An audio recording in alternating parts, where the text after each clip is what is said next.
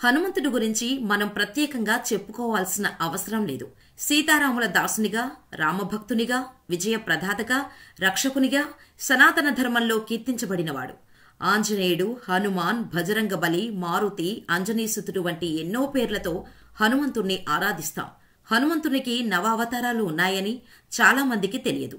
ఈ నవ అవతారాల్లో పంచముఖ ఆంజనేయునికి ఓ ప్రాముఖ్యత ఉంది. ఏంటి ఈ ప్రాముఖ్యత? ఆంజనేయుడు పంచముఖ అవతారంలోకి ఎందుకు మారారు? ఈ పంచముఖ అవతారం రామాయణ సమయంలో ఎప్పుడు కనిపించారు అనే విషయాలను ఇప్పుడు మనం తెలుసుకుందాం. విష్ణుమూర్తి ఉద్భవించిన రూపాలతో హనుమంతుడు పంచముఖ హనుమంతుడిగా వెలిశాడు. ఈ పంచముఖులకు ఎంతో ప్రాముఖ్యత ఉంది. తూర్పు ముఖము హనుమంతుడు పాపాలను హరించి చిత్తశుద్ధిని కలగజేస్తాడు. దక్షిణముఖం కరాళ ఉగ్ర నరసింహస్వామి శత్రుభయాన్ని పోగొట్టి విజయాన్ని కలగజేస్తాడు.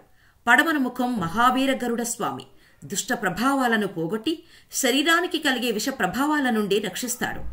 ఉత్తరముఖం లక్ష్మీ వరాహమూర్తి గ్రహ చెడు ప్రభావాలను తప్పించి అష్టైశ్వర్యాలు కలగజేస్తాడు.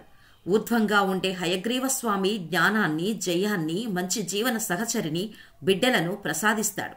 ఇలా పంచముఖ శ్రీ ఆంజనేయునికి ఓ ప్రాముఖ్యత ఉంది. అంతేకాదు, సీతను లంక నుంచి విడిపించేందుకు రామారావణుల మధ్య భీకర సంగ్రామం మొదలైనప్పుడు రాముడిని సాధారణ మానవుడు నన్ను ఏం చేస్తాడులే అనే అహంకారంతో పోరులోకి దిగుతాడు. కాని యుద్ధంలో రావణ సైన్యం తగ్గుతూ ఉంటుంది. రావణుడి కుమారుడు ఇంద్రజిత్తు కూడా యుద్ధంలో మరణించటంతో భయపడతాడు రావణుడు.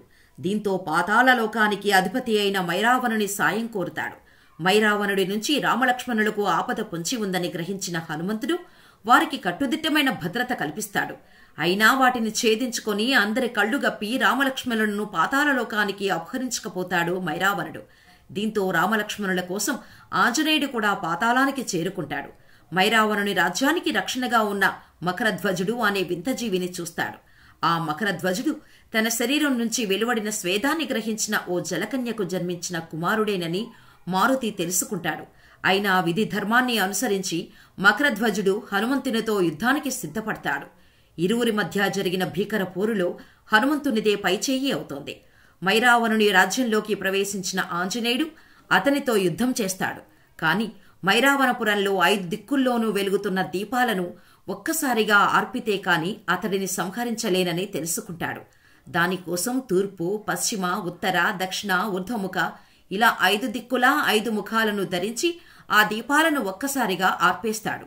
పంచముఖాలతో పాటు ఏర్పడిన 10 చేతుల్లో ఖడ్గం, శూలం, గదలాంటి ఆయుధాలను ధరించి మైరావణుని అంతం చేస్తాడు.